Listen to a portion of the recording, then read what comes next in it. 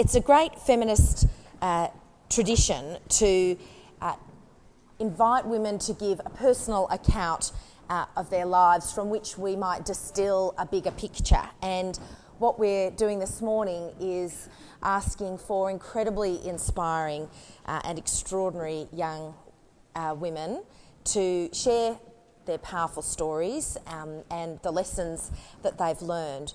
You've got some information about each of them on the back of your conference program, but let me tell you just a little more about some of them. I'll introduce them, I'll tell you then how we're going to run this panel session and then get into it. So Lauren Anderson has one of those jobs that just didn't exist 20 years ago. The collaborative consumption movement of which she's a part has helped to build, has really reinvented some of the old market ideas like bartering and trading and applying new technology to them to get more productive use out of our skills or our tools or our homes. And it'll be great to hear from her about how she occupies some of that new space and territory that didn't previously exist. Keed is a local Wiradjuri woman who turned her amazing dance talents to the cause of youth homelessness, depression and suicide, particularly in her Aboriginal community. Amongst the many, many awards that Casey has received in recognition of her leadership, I was really pleased to see that the YWCA of Canberra had given her an early start up to support her in her work. Khadija Gbla is another amazing young woman who has an account of her journey from Sierra Leone to Australia, contending with considerable physical and mental health challenges, and found an extraordinary voice. She's now a compelling advocate for young refugee women and indeed young women generally. Her talents have also been recognised in a range of ways that are recorded in the conference program, and we're very lucky to have her here speaking with us. Virginia Haussegger is familiar to all Canberrans who tune into their nightly news. She made a courageous and controversial foray into the failures of feminism, and in doing so sparked the kind of debate which one hopes sophisticated social movements like the women's movement should be able to have. So we've asked these four women some common questions. We're going to ask each of them to address those in turn, just over a brief 10-minute presentation. Then we're going to turn over to you to ask your questions and have a bit of dialogue. I have been tuning into Q&A for the last few weeks just to get a few tips from Tony Jones about how to do this well. I'm hoping there isn't going to be, a breakout demo like he had a few weeks ago, because I don't think we've got a musical interlude to break to. But the questions that we've asked each of our speakers to address are these. Who are some of the role models who helped shape your leadership experience? Second, what advice would you give to young women who are new or aspiring leaders? And third, what's been your greatest challenge and how have you overcome it? So I'm going to join you all here, and I'm going to invite you to start the conversation. Hoping I'll go last. My leadership journey was an accidental incident, as far as I'm concerned. It wasn't something I planned. I didn't grow up wanting to be a leader or wanting to save anybody, to be honest. I just wanted a normal life, which I didn't get. As she said, I was born in Sierra Leone, and we had a 13-year civil war. So most of my childhood was spent not playing or laughing, mostly running away from bombs and trying not to get killed or raped or taken into slavery like those girls in Nigeria currently. I was lucky enough for Australia to take my family in, and we came to Australia in 2001. And I remember when I got here, all I could think of was, this is heaven compared to where I'm coming from. That was hell. And I want to make the best or the most of this opportunity. Australia gave me a second chance at life. And really all I wanted was to go to school, be somebody and just somewhat support my family who still live in Sierra Leone back home, my cousins, especially my female cousins, because I know how tough they had it. That was all I was thinking about. But when I got to heaven, things went so sweet, unfortunately. Racism was all over the place. I mean, I know we as Australians sometimes think, well, now we have gone away from racism. It's not happening. Actually, not really. Just in the plane when I was coming here, I had this lady sitting next to me who kept on acting like I was going to steal something from her bag. I know it's because I was black, nothing else. It's like, really? But it's still alive, and I suffered from that, whether it was going to a school where I was the only black kid. 600 white kids, I was the only colored one. And when I mean the only colored one, I'm not talking about having a tan. I was literally the only colored one in there. And I struggled, to be honest with you. And I suffered from depression, chronic fatigue, and things weren't just going my way. Then I found something, and it was called volunteering. I decided to get off my back and stop complaining about how terrible life was, and remember that I had made it from not being killed, not being raped, and not getting sold into slavery, and I was here in this wonderful place. Stop complaining. So I got off my bum and started giving back instead of complaining about how terrible my life was. And that's when I found my voice. I realized that I actually talk a lot, which I didn't used to be honest with you. I was quite quiet, shy, but volunteering made me start talking like nobody's business. I had a lot to say about everything, literally. But I think it came from coming from a patriarchal society where, in my culture, it wasn't okay for young women to speak. You were meant to shut up and sit in the back, plan your wedding, think of how many kids you were going to have. And all of a sudden, I'm like, nah, I have something to say. I'm intelligent. God gave me a brain. And I decided to just speak up. It wasn't really having a great plan in life. It was just, if I saw something that was wrong, I was going to speak up.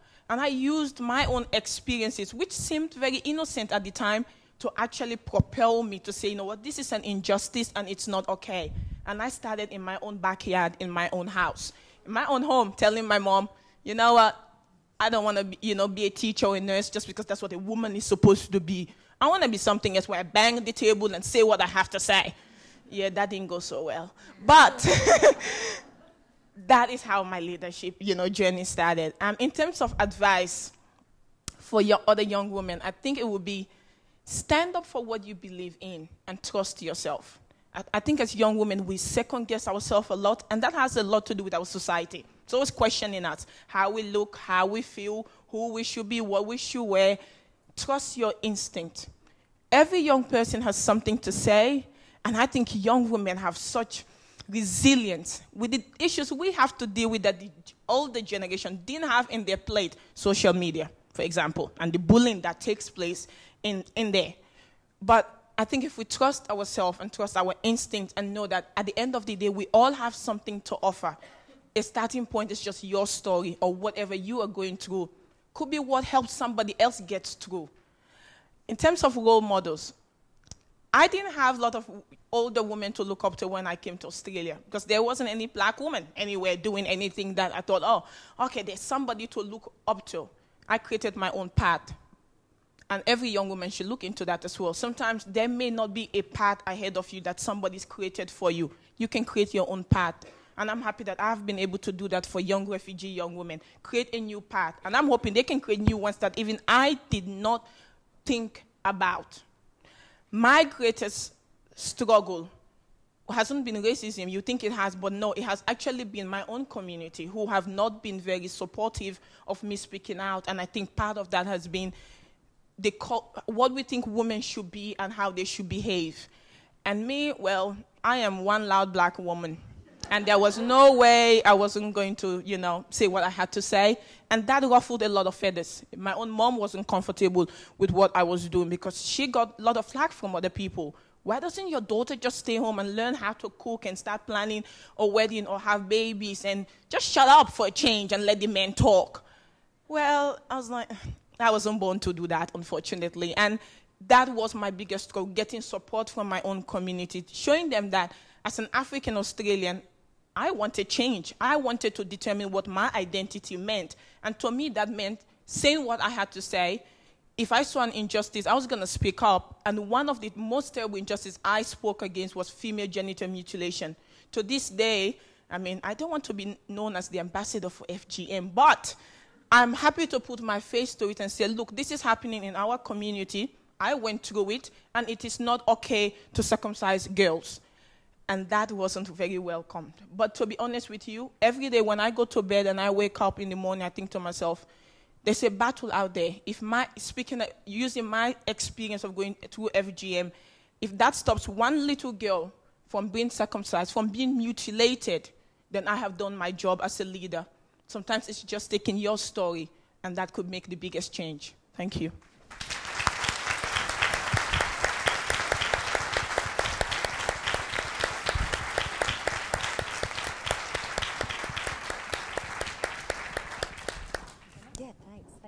That was it was really fantastic to hear your story, and mine's probably a slightly different tempo and tone, but hopefully also something to add that's of value. But I guess my leadership journey, or my journey to where I am now, probably started, like many of you, kind of in the school leadership environment where there's a particular notion of what leadership looks like, and there's an ambition to become a leader by the end of your schooling.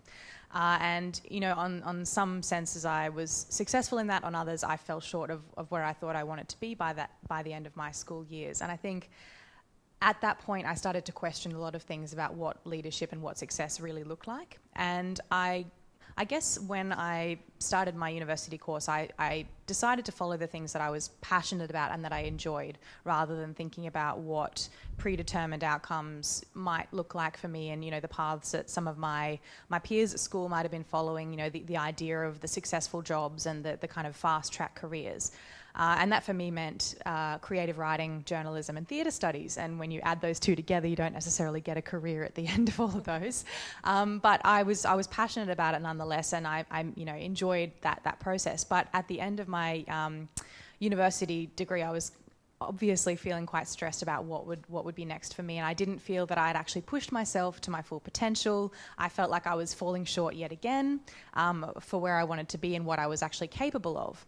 And it actually was a little bit of an altercation with a university tutor of mine at the end of one of my subjects, where we had a few words around something that happened. The issue isn't important, but at the end of the day, I sort of thought, oh well, there you go, I failed that subject too. But at the end of the course, she said to me, what are you doing next year? And I'm sure I was on the verge of tears because of my lack of answer, but she actually offered me a job.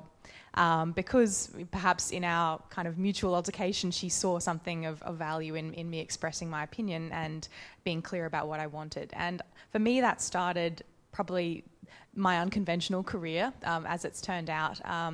And the role models that have actually helped me along the way through that have largely been women and often small business owner women. And I think that's really, for me, been a really strong indication of what leadership is, in the sense that it's about that passion that you have and figuring out what your unique contribution will be. And I think often it gets lost in the hierarchies in the larger organisations, where people become disconnected from that true purpose. So I spent a few years working with this particular woman, my first job out of university, and consequently a lot of the content that I was immersed in around that time was actually around ideas of leadership, team building, communication skills, and really getting to the core of what it means to be an authentic human being. And as a sort of 20, 21-year-old, that's quite an amazing experience to have, to be talking to leaders of corporations and explaining to them what empathy is when they're 50 years old and you realise they haven't known for the last 30 years of their career, and that's quite frightening, but that you feel quite empowered that you do, and that's actually one of the most important things to you. But at the end of that experience, I felt like I was again realising I didn't have the right experience that I wanted to be able to take that, to feel like I had any authority to speak about these issues. So I decided to try a few other things. And eventually I was brought to Sydney for a role with a national architectural firm. And I was working directly with the national director, which was my first opportunity to work with somebody who was, running a national company that was, quite successful in the field. But he was a very visionary man, and he had a lot of ideas about what he wanted to see done, and my role was essentially to execute them. And I found this to be such a terribly difficult experience, because his way of dealing with me and my, my way of working previously didn't quite gel because his style was very autocratic. He just wanted me to execute what he envisaged. He didn't want me to bring my own ideas to that table, and that was a really difficult process. But ultimately, I think one of the most important learnings that I actually had was to be pushed to understand what kind of leader I wanted to be and what other styles of leadership might actually look like. And I think that was really critical in me taking that next step. So while I was working with this organisation, I started to try to understand more what it was that I was passionate about, and if this environment wasn't right, what did that place look like where I was tapping into my passions but also creating something of value and making a larger contribution. And I started to get more and more involved in the area of social innovation in Sydney, so thinking about how business could ultimately have a social impact and that it should actually be its modus operandi over profit. And through that experience, I volunteered in a number of organisations, really got involved. I started studying about non-profit business management and just generally having this double life outside of my career. And it was at that point that I was introduced to a woman named Rachel Botsman, who had just moved to Australia and was finishing writing her book, which is called What's Mine Is Yours, and it describes the rise of what she called the collaborative consumption movement. And this is really where we're looking at technology to actually reinvent these old market behaviours to start thinking about how we can use our assets more wisely, we can be more sustainable, we can build stronger communities and effectively help each other out more.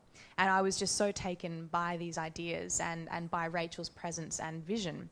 And so we stayed in touch for the next little while, and then ultimately she asked me if I would work with her to grow the collaborative consumption movement, and that's been 4 years now, which was the longest I'd ever been anywhere, and I sort of now feel like it's a lifestyle rather than a job, and it's just something that I live and breathe every day, and is something that I'm truly happy to be doing. But over that time, just to think about some of the other moments that have been particularly hard, I think is when you're building a business, the leadership journey looks quite different because it's not so much about leading others, it's about leading yourself through that process and realising what's gritty because it's difficult but you'll get through it, and what's gritty because it's just not the right direction for you to pursue, and being able to know that difference so that you don't feel like you're giving up but you're actually letting go of things that aren't serving you well. And I think that's one of the hardest things I've had to learn over the last few years.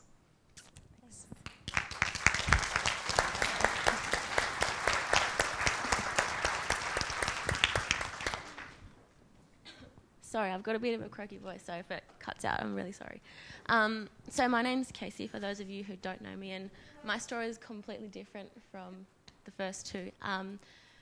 Mine's more really community-based and family-based, which is my mum has been my biggest role model and most major influence in my life. She was a youth worker. She's now doing her social worker's degree.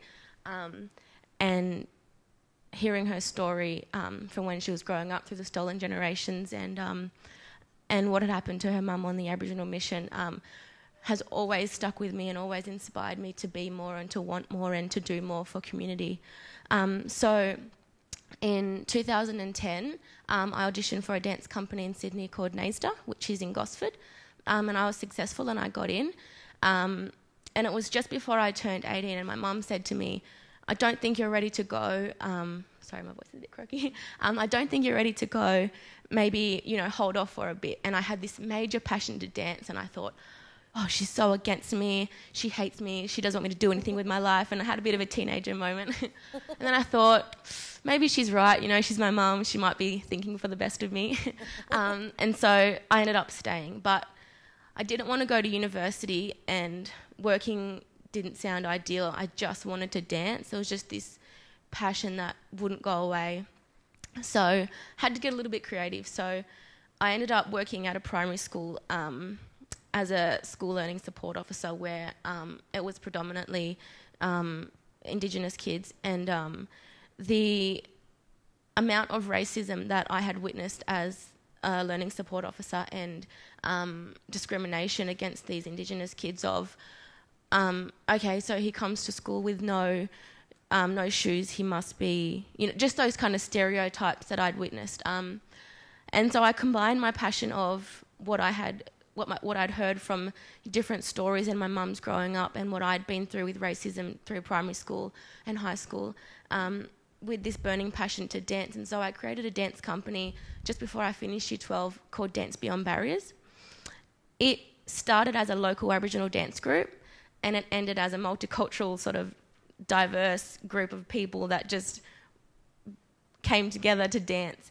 We had one Samoan guy, a Filipino guy, an Italian guy, and just a whole mix of nationalities that sort of combined together with different stories that kind of made us this group of people that people just wanted to be around. And so we attracted all these kind of people, and we hired out halls, Chisholm Hall, Lake Tuggeranong Youth Centre, a church in Erindale, and we'd just find anywhere to dance. And it ended up being that we had so many similarities. A lot of the group had been through racism and a lot of homelessness and sexual abuse and that kind of thing. So whilst we were dancing, we were kind of thinking, well, what do we do with this? We need to find these stories. So we made that decision to put choreography to these and put awareness to certain issues. So I would choreograph to contemporary movement, dances on sexual abuse, homelessness, bullying. When people heard that, they kind of went, what is she doing? Who wants to watch a dance on sexual abuse and bullying and homelessness? It wasn't as out there as it sounds, although when you kind of, present yourself to people or funding bodies and, scholarships or sponsorships and things like that, they kind of go, okay, I'm not going anywhere near that. I don't want any part of that. And so that was one of the biggest challenges, was finding a way to present ourselves and not come off so confronting, because a lot of it was really confronting and so was the music. But in this group, we found that a lot of the stories were really healing for a lot of the group and for a lot of the audience members. And so we'd gotten a grant from the YWCA to put on a show called The Hidden Sorrows, and The Hidden Sorrows was based upon the stolen generations and the stories of mothers losing their children, and how those mothers felt and how those children felt, and how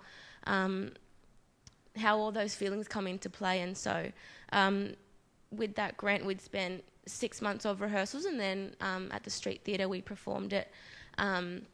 And we had 2 women from Alice Springs that had been through the stolen generations, and afterwards they'd come up to us in tears saying how moving that was and how much healing they had gotten from that, and that they can take that back to their community and share that. And so we thought, okay, so maybe it's not just something we can be doing in Canberra anymore. And so then we decided to go to Kempsey, New South Wales, which is where my mum is originally from. And we did... Before we left, we only meant to do 3 schools over a week. We ended up getting 8 schools in a week, and so we're constantly getting booked out. And we were just performing our dances. And we also did a bit of hip-hop just to sort of break it a bit, because it was a bit full-on. And we had a really good response up there. And so then we then decided to go to Dubbo, which is where my dad's from. And we did 1 school in Dubbo, and we were meant to go to Pig Hill, but it flooded and we got kicked out. So that one's to be continued. But a lot of the stories that we have is all we have, really, and that's how we connect to people, and that's how we can relate to each other. And so what I carry with me from my mum and from myself and from my family is what I want to pass on. And so I didn't intend to be a leader. And it was kind of an accidental thing, just like you. But I'm quite an independent person and quite a loudmouth, so I guess it kind of had to happen somehow. And I'm not one to sort of sit back and let something happen if I know it's wrong. And so that's where my journey kind of started from. And yeah, my mum's a big role model to me, and she still is. I think I kind of went through a stage, as everyone does, where you think you don't need her, but now that you're older and you moved out and you're like, okay, I really need her. And you realise how amazing they are and everything that they've done for you. And just her strength really inspires me, and that's what keeps me going as well. Advice? A great quote that I carry with me is, before you say yes to somebody else, make sure you're not saying no to yourself, because it's so easy to, and just in this whirlwind of the dance, she's a dancer and this is what she's doing, and it really got, especially in the Indigenous community, because nobody was doing it, it caught up really fast. And at one point I was teaching 11 classes a week, and it was just, driving all over Canberra, and it was just really, really exhausting. And so last year I actually took 6 months off, and I just completely withdrew from everything and sort of re-evaluated what I wanted and what I was doing, because it can be quite exhausting. So that would be my advice, and to really know what you want before you do it, because it's so easy to go, oh, that person's doing that, I might just attach myself to that. But when you know what you want, you kind of can't get distracted in a way. Challenges, there were a lot. Being the same age as a lot of the people we were dancing with, who were going through these issues, and a lot of them were actually a lot older than me too, that I was mentoring, and I don't know how that worked, but it did. It was really, really hard to realise who my friends were. And I remember one day I looked in my phone and I was looking at my contact list, and I literally only had 2 friends in there, and all the rest were like not business contacts, but organisations and people that I'd met and that kind of thing. Nobody I could really go to and say, I'm having a really hard day and this person's going through it, like a debrief kind of thing, so except for my mum. So it was really challenging to figure out where I fitted in, because it was like, I'm not really a mentor to them, they're not really my friend, they're not my client, so how does it all work? And so I have no solution for that, because we kind of just rolled with it as it went. And I don't think there is a solution, because you can be something different to everybody else. So, to one young person I might be a mentor to them, but to another person they probably just see me as their dance teacher. So that was really challenging. And to find, also being so young, to want to develop myself and give back, it was really hard for me to say no to the dance company and then teach and teach and teach, but not be given anything back.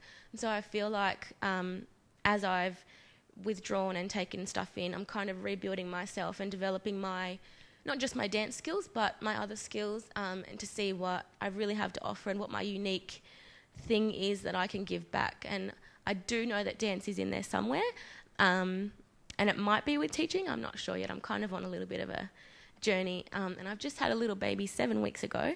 So I'm kind of enjoying that, and I've learnt so much just from in the 7 weeks of letting go and enjoying life. And I didn't do that before. It was all about, I've got to be on the move and I've got to do this, and I'm so young, I need to get it all done by the time I'm 25 before marriage and everything else kicks in. So yeah, I'm still on my journey. Thanks.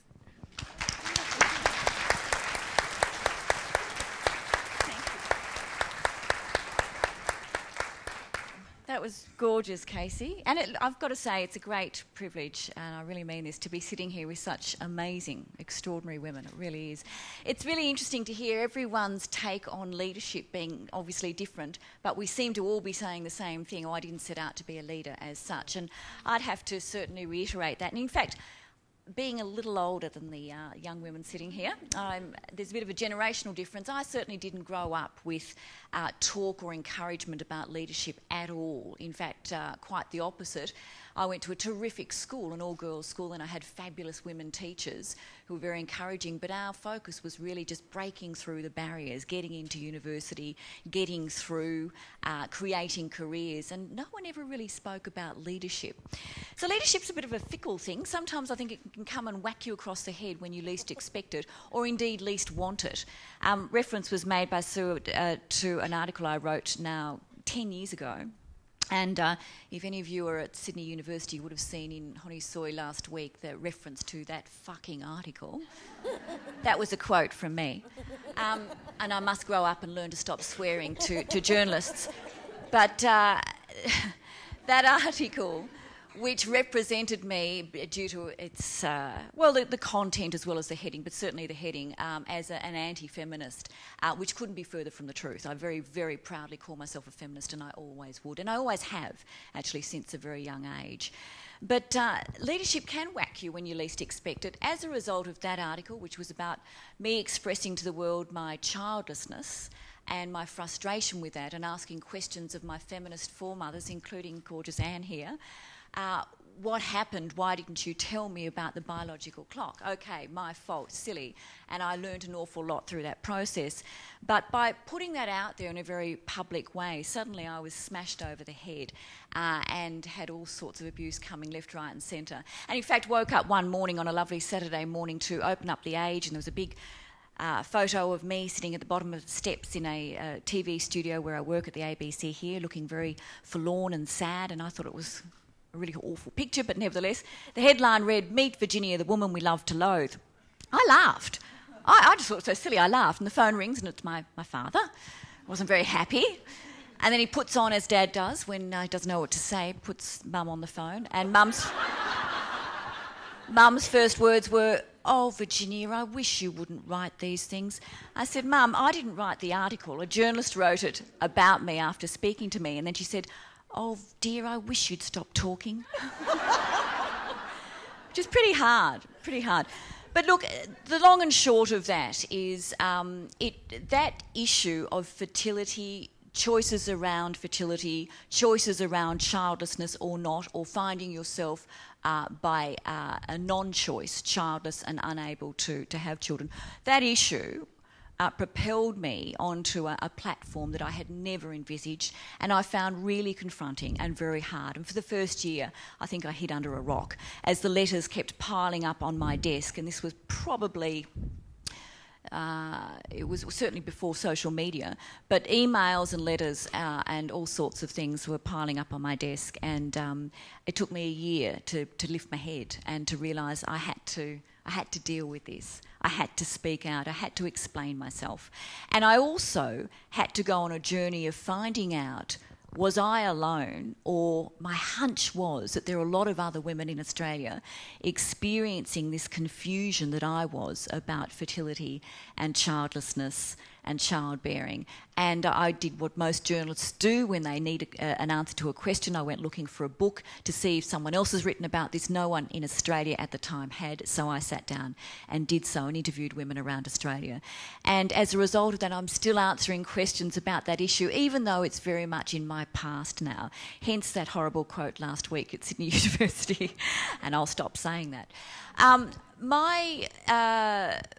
When I entered journalism as an ABC TV News cadet, it was 28 years ago, and I entered a newsroom in a situation where there were only 5 women journalists on television across Australia. I can count all of them for you, and I was very much a fan of all of them. But 5 women in senior, what I would have considered senior, sensible, grown-up journalist kind of roles. There were weather girls and all that kind of stuff, but 5 women journalists. And I was at the ABC, and 3 of them were at the ABC. I looked around. I didn't have role models, and I certainly didn't have role models in my newsroom, but I looked around constantly, I think, for clues, or cues, I should say, as to how to behave, how to cope in this very strong male environment. Male bosses, male leaders, male colleagues, male crews, male editors, male directors, male producers. There were women in the makeup department and in the wardrobe department. And there were a couple of female reporters among my newsroom, and I quickly moved on to current affairs, and there were a couple of women there too. But it was really hard to find role models. I wasn't looking for role models, but I was looking for those clues. And I actually think I found some of my best cues from the men I worked with, rather than the women. I think the women like me were battling and trying to find out how to cut through a very strongly male bastion.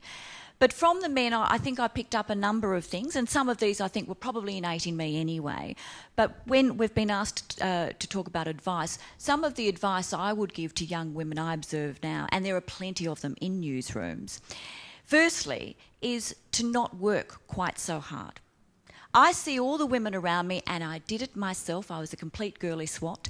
I was the one there every night till midnight. I was the one there logging every word on the interview just so I didn't miss anything. I was the one that would go through every shot and shot list at second by second just so I didn't miss anything, whilst my male colleagues were kicking the football up and down the corridor and then having a beer at 6 o'clock and they're all pissed off by 7. I'd be there until 11 o'clock, and I'm not joking. And I see that still with my young female colleagues in their 20s and 30s, and I think, if you would just stop working so hard, pull back, work smarter, but don't work so hard. And it's really interesting. My husband has a senior media role, and I know when it's come to employing juniors, including interns, he's always favoured women because he says, and quite rightly, he knows that they will work harder. They will do all their research. They will never come forward with a story idea unless it's thoroughly researched and beautifully put together and all that sort of stuff. Whereas the blokes that he works with are much more inclined to slap something down on the table and say, oh, we'll give it a go. So I have certainly learnt in my experience. I've worked across commercial as well as public broadcasting and commercial media with Channel 9 and Channel 7. I've been axed several times. Once very publicly, I read about it in the newspaper and then I heard about it on the radio, and it was very, very embarrassing. It was a long time ago, so I'm sure no one here would remember it. It wasn't in the territory, it was in another state. But it was incredibly embarrassing. And then I had a photographer knocking at my door from one of the gossip columns saying, can I take a photo of you reading the paper? In other words, you reading that you've just lost your job. Fortunately, even though I was in my early 20s, fortunately I had the brains at the time to say no. But that particular experience was rather shocking. I ran away for a weekend and bawled my eyes out, as you do, and smoked a lot of cigarettes and drank a lot of gin. And then my father came and saw me on the Monday afterwards and said something very simple to me, but boy, it whacked me across the head, and it actually made me grow up, I think. He just said, Virginia, the fact that this has happened to you doesn't matter. This is not what people will remember. What people are going to remember is how you get up, what you do next. And it was so true. So I had to crawl back to my old employer, which happened to be the ABC, thankfully, and apologise for leaving and all that sort of stuff, and actually reapply for a job, and fortunately got another job again. And it took me a while to build myself up because I'd been publicly embarrassed, and at a young age that can be pretty tough, as I think all of us have experienced one way or another. But there is no way. I've now been working in journalism across media for, as I say, 28 years. There is no way you can have a good career without having some big falls. You just can't. Particularly if you rise to a position of seniority, particularly if you rise to a position of leadership, you are going to have some big thumps, and you're going to have some, big, feet up the butt. Or as in my case, on one occasion, a big rubber penis put on my desk. You're going to have some rotten moments, but what matters is how you get up from that. And learning that was something that I picked up. As I say, I think innately part of it was within myself, but I think I picked that up from some of my male colleagues. Seeing how they would take risks, big risks sometimes, and when they lost, when the risk didn't pay off, they'd shrug it off. Whereas some of my female colleagues and myself might find ourselves in the ladies' loo crying. I learnt to be a lot tougher as a result of that, and I'm glad I did. Challenges are plentiful in any good career, any tough career, and certainly media journalism is one of the toughest. Challenges are plentiful, but I think probably for me one of the greatest challenges has been hanging in there and staying focused. And Casey reminded me of this too. It's hard to say no sometimes, particularly when you get into a position where people look up to you. It's very hard to say no. And staying focused on what we need to do to nurture ourselves and to stay strong, and also to stay in touch with what matters to us, is actually quite a challenge. And in fact, these days I found that one of the biggest challenges, because I can be pulled in every direction. And also because I think there are so many things out there that are exciting and interesting and that I want to be part of and I want to participate in. And that's one other thing. I will make a general sweeping statement about women. Many of the women I work with are very similar to this. Many of my colleagues, and I mean my colleagues in NGOs and on various charity boards and what have you, we all want to help everyone The challenge is learning and understanding that we can't, and the best we can do is stay focused and do what we do it well, and let someone else do the rest. It's actually a hard lesson to learn, but a good one. And I'll pass it over now.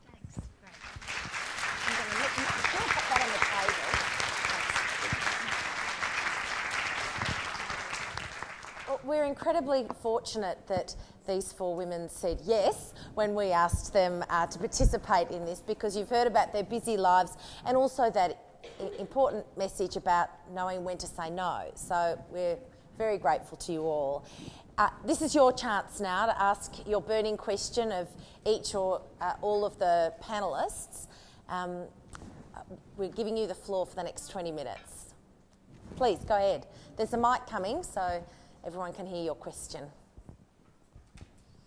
I was speaking to a colleague of mine the other day, and he mentioned a question that he was going to go and ask some of his colleagues, and I thought to myself, okay, well, Luca, is getting the answer to that question actually going to make a difference for you? And he said, no, actually, it won't. And so I started thinking about myself, where in my life am I asking questions that are eliciting answers that really don't make a difference for me? And I'm curious where or how you have gone about getting answers and who you've had to be to get answers that make a difference to those things to which you're committed and even to your own leadership.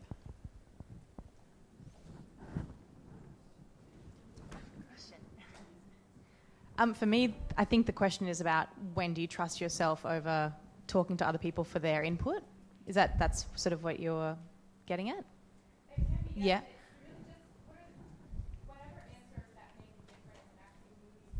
Sure. I think sometimes we get stuck and ask questions that keep us in the status quo. Yeah.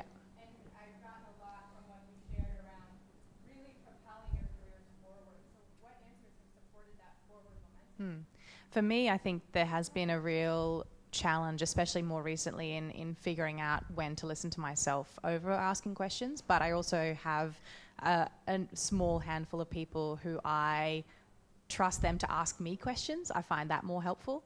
Often I've sort of waited for permission to act, or have, asked for a position of leadership, but then sort of waited to be told what to do once I get there, which is kind of counterintuitive. And I think what I've really had to learn to do is to listen to those instincts that tell me I know what I'm supposed to be doing in this situation, and to act and then get feedback afterwards. But also in terms of the forward momentum on careers, I think that's a really great point, and it's something that I've been doing a lot more recently, is throwing yourself further into the future and thinking about what that end point really looks like, and having somebody else pressure test that future with you and ask you the questions really helps you to refine and get comfortable with those gut instincts, I think. I'll just add to that. The question is a really interesting one. It's almost like a riddle, and I'm not sure I know how to answer it, but it does make me just want to add this. As a journalist, I know when I have a burning question, I always go and look for answers in other people's writings or other people's speeches or what have you. And hence I mentioned before, I wrote a book because I couldn't find someone else dealing with that topic. But and when I really need to know something, particularly something personal, I tend to do a story about it or write a column, or because in the writing, in the process, I'm unravelling the question. I often don't understand the questions that I need answers to. And in fact, I'm working on a book at the moment, and it's 200,000 words down the track, and I still don't really know what the question is, but I know there's a question in there. What I'm trying to get at is the process is, I think, what's important, not just what you get back in your answer, but the process of asking, the process of inquiry, what that tells about yourself. And interestingly, I have one very dear friend who's constantly quizzing me with questions, because she says I do it to her, and I suppose I do. She says, you don't have friends, you just interview people. But it's true. Whenever we went to parties as young women, she said, you always end up in the corner interviewing someone. How are you ever going to make friends? How are you going to meet anyone? And it's true. But she will throw back at me questions all the time that could be seen as criticisms, but they're questions of asking, why are you doing this? How's it going to help you? Why do you really care? All that kind of stuff. And I find that incredibly instructive, because it's my answers, my reaction, my feeling, my immediate sort of response. It's actually telling me or helping me understand what's going on for me, if that helps. For me, it was a little bit different. I can kind of relate to your question.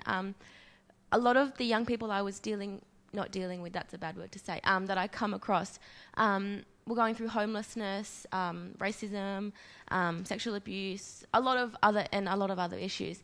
So my questions were kind of like, if these young people are on the street and there's services for homelessness, there's something going on in the middle. So what are those funding? What is the government doing? What is the funding body doing? And I don't know if you've seen a quote on Facebook, but it says, a woman does better research than the FBI, and if you want to know, you'll find out. And so I constantly was asking around community at certain places, like, the Aboriginal Medical Centre, and, there are places where these people can go. Why aren't they being serviced? And I actually came across into a job before I had my baby. And a lot of the problem that I'd come across was a lot of Indigenous people in the community don't want to access services where there's no Indigenous workers because they can't relate. And when you're coming from backgrounds of broken family and sometimes broken language and, just different, the walking in two worlds, it can be really, really confronting and hard to deal with. And so that was a big breakdown with me, and that was my answer. So I guess if you want to know, you'll find out. And asking organisations that are out there, or certain people or friends and stuff like that, that might think that might know. Right, thank you. Who's got? Yes, here. Thanks. Got a mic? Thanks, guys. I wanted to ask your thoughts on the idea of playing the game versus changing the game, because in the particular field that I'm interested in, which is sort of politics and public policy, and Anne mentioned before that a lot of what goes on in that field is not about merit, it's about who you know and who you've played golf with and all of those kinds of things. And I was just wondering what your thoughts are on the extent to which you have to play the game to get into the game so that you can then change the game, I guess.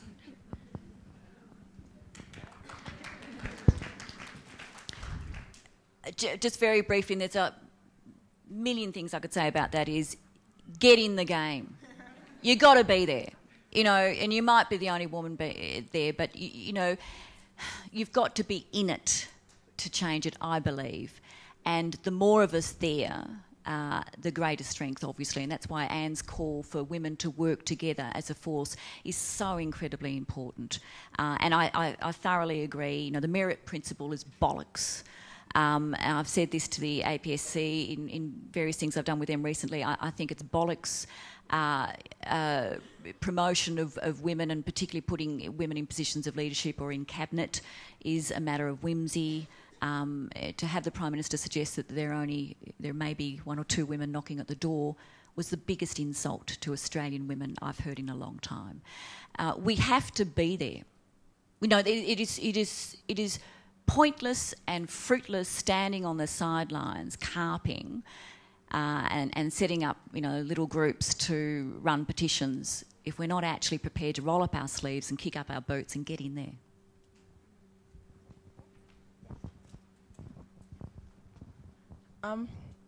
I think you have to be in it to win it. There's no way you could win any battle if you're not actually playing the game.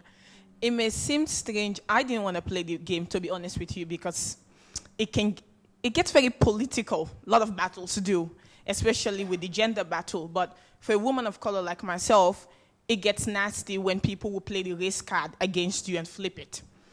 But then, of course, I know that sometimes the race card is also my best attribute. It's what I can also use. I guess I could say it's the greatest instrument sometimes that I have. But it can go both ways. And I have had people come at me, whether it's because of my color or the fact that English is my third language or where I was born or that I'm a black monkey or whatever else people will come up with to put you down so you don't stay in the game, so you get out. And once you're out, you can't do anything. And for me, to be honest with you, it's about playing the game with integrity. Don't get carried away with the game. Just because you're in it doesn't mean you have to do it like everybody else or you have to get down to their level.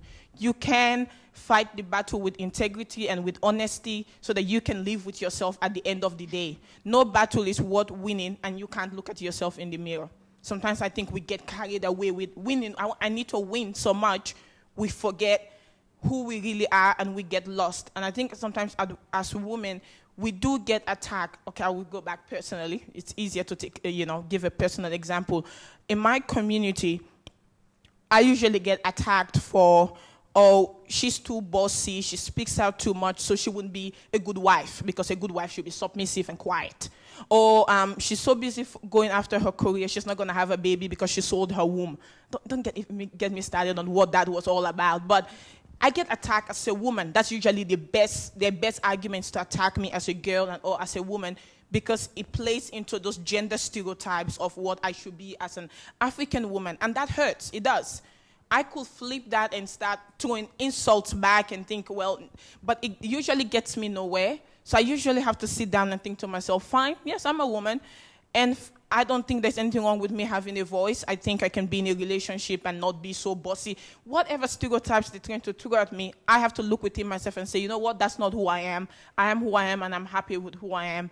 And just keep going and make sure that when I speak up on issues, I make sure that I'm representing the people I really care about, which are usually young women who don't have a voice themselves and are going through the same issue and are saying to me, Khadija, I don't want to speak up. When I speak up, then they come at me, just like the way they're coming at you, the way everybody hates you. I don't want everybody to hate me. And I'll say to them, well, everybody will hate you now, but think of 5-10 years from now, I will say at my funeral, they'll all be loving me because the changes I have made, they will be crying their heart out. Why didn't we love her when she was alive? Too late. Too late, you know. But the greatest thing I usually teach my young girls is don't let fear rule you. And I think when we get into the game and we see how people who are in the game get attacked and how they get vilified, you don't want to get in it. You think, that's too rough for me. But I always say, it's how you play it. And it's how, at the end of the day, like 2 years ago, I went through domestic violence, and I totally lost the plot. Went against the police officers thinking they were really racist, not very culturally friendly. The system wasn't working, and I just lost it. And I remember my mentor came to me one day and said, you have balls of steel. I'm like, no, I have boobs of steel. I don't have balls of steel. Well, the reason she said that was, she said, you went against the SAPOL, I'm from Adelaide, South Australian police. She said, you went against them, went on, on the record and said they are racist and they do not support domestic violence victims. Then went to a second article, said the African community was not supporting domestic violence victims, and that, in fact, they were backing the perpetrators. Oh, everybody hated me all of a sudden. Well, they've always hated me. But she said I had balls of steel because it took a lot of guts to stand up and say, you know what? You are racist and you are not supporting domestic violence victims, and we're all waiting for a woman to die for you to realize that it is not okay to hit a woman. And I had girls coming up to me and saying, good on you, but why do you keep talking? Everybody hates you. And we're just sitting thinking, when does this girl stop? Hasn't she had enough? But then in the same breath, she said to me, you are my role model because you are creating a pathway for young girls like me, saying that even though it's not easy, you keep standing up. And it gives us a chance to think we could also stand up one day against, ostracization because we speak up, or whatever it is. We look up to you and you're paving a way that says it's hard to fight the battle, but damn, we know that we will benefit from it. So I have boobs of steel. There you go.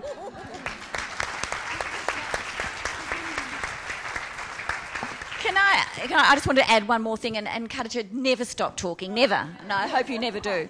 Just one thing I do want to add to this, and it brings it back to sort of the workplace, and a number of studies have been done on this, and a very good one that was released last year called Not Yet 50-50, and the barriers to the progress of women in senior roles in the Australian public service.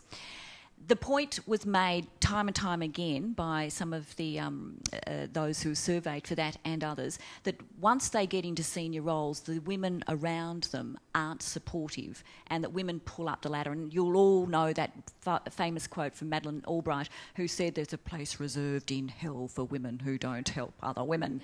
And she was talking about one woman in particular.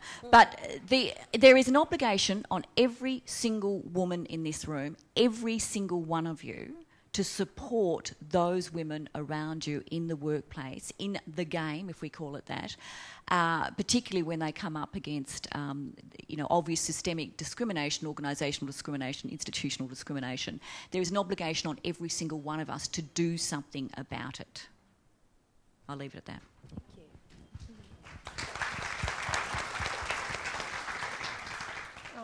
I'm a high school teacher, and I just wanted to go back to the theme of getting off your backside and doing something to move out of depression. What works to support young girls with mental health issues? Because it seems to me that a lot of them suffer very high levels of anxiety and other mental health issues in schools, like 14, 15-year-old girls are really struggling. I came across a lot of young women like that, and it's really heartbreaking stuff and really hard to be around. What I find is that a lot of them are like that because they don't have good, strong role models in their lives. There could be a family breakdown or, anything, or maybe they just don't get, anything happening in the home, or then when they leave the home, they think that it's supposed to be one way, but it's not. So that, of course, is going to make you anxious. Put good, strong role models around them. And a lot of stuff I've done since I've been doing this dance group is a lot of schools. I've done lots of mentor roles where I've used my dance ability to sort of, yes, work with these girls with dancing, but it also becomes more of a talking circle. And so, we might dance for 20 minutes and then I'm ending up having a heart-to-heart on them in a circle on the floor. And women need also good, strong... That's really bad English. Women also need good, strong role models to sort of keep you going and to see what's normal, because you also find that, Instagram, Facebook, magazines, TV, you're supposed to be looking like this size 6 model, but half of us don't look like that or sound like that or talk, anything like that. So place around them good, strong role models, or encourage them, maybe have discussions on social media and, what are we supposed to look like? What do men expect of us? Do we have to look like that? Opening that up, you'll be surprised what you'll get out of it. But yeah, I would just encourage, especially in schools, because a lot of them are going through that developmental stage. My English is so bad today. That stage of developing, who am I? What do I want to do? Who do I want to be? Who loves me? What does he want from me? Oh, he's having sex with that girl. Maybe I should be doing the same thing. And so I think that's a crucial time to be, inputting those kind of things. And I've seen it work, and it does. I think one of the other things that I noticed about when I was at school, and perhaps has changed, as the internet has just developed more and more over the last decade or so, but the options that are available aren't as clear as one might think, and they seem very predetermined and formulaic and perhaps quite hard to achieve, and that's where the anxiousness comes from, and not enough time is spent on helping women or just young people in general figure out what it is they do actually care about. It's not math, science or drama. It's something much more specific than that.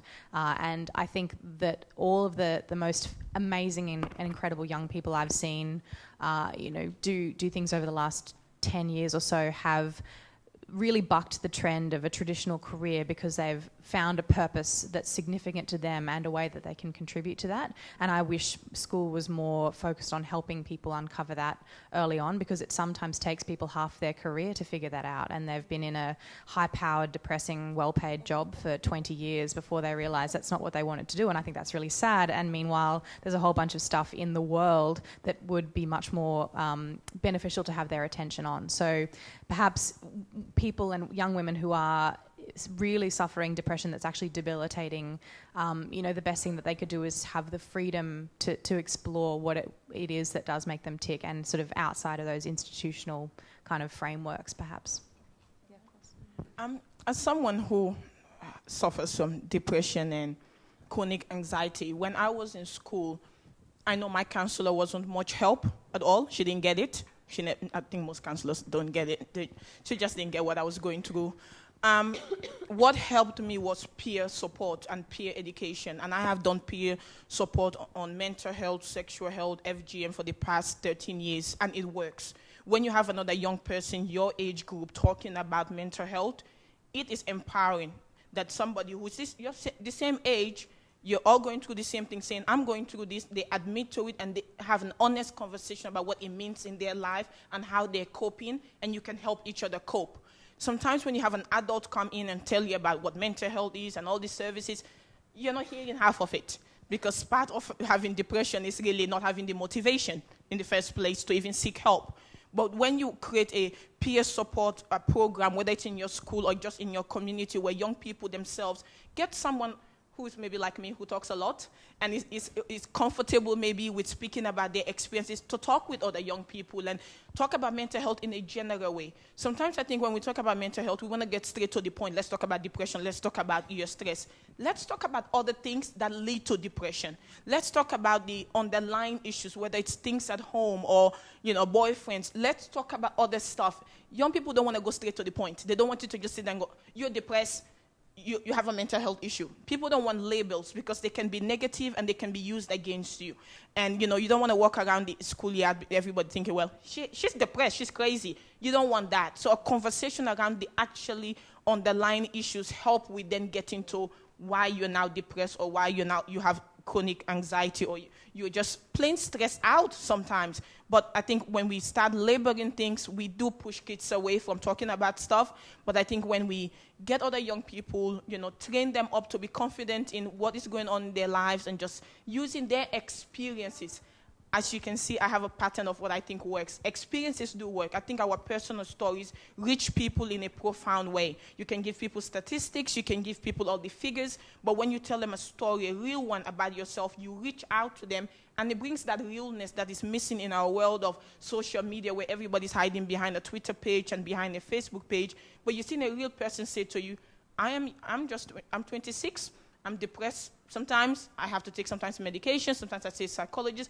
You have a real conversation. You say, well, this stuff works. This doesn't work. That reaches people.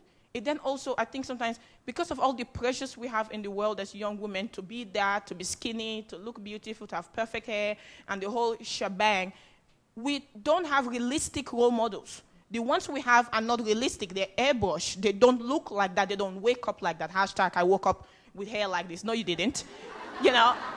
They don't look like that, and they don't sound like that, and they certainly don't have the life that you think they have. And all that pressure, sometimes we need real people to sit in front of and say, look, yes, I woke up this morning, I had to do my hair, took hours, and then I had to practice my pronunciation. Hopefully, Khadija, you sound like you actually speak English today. And then, I thought, hopefully you also not speak so fast, like blah, blah, blah, blah, blah, blah. And, and here I am. And letting that vulnerability out, I think it's powerful, saying, I'm not perfect. Yes, I have a lot of awards. Yes, life looks good on that piece of paper when she did my bio. But every single day, I have to battle through issues like depression and being stressed and thinking, oh, my God, I haven't done enough. Trust me, I do have those days, too. I do. I don't think I have done enough. But I think we need to be real, and young people need those real role models who look like them, sound like them, saying, this is what life really looks like. It's about us supporting you to reach your full potential and to make the most of your depression or your stress or your anxiety. Because sometimes we can conquer it, but we have to live with it, and it's about managing it to the best of our ability. Nobody's perfect, and there's nobody who's really insane. Everybody has a level of insanity in them.